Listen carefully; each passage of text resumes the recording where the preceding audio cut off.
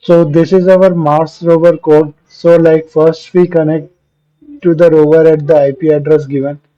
Then I had set the speed and then I'm starting the mission. So the mission is like very simple. Move forward for 8 seconds, then turn right for 2.8 seconds.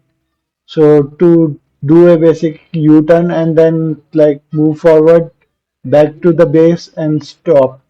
So it's just a like a routine mission like where the rover will go to a particular destination, take a sample, come back to the base station, and that's it.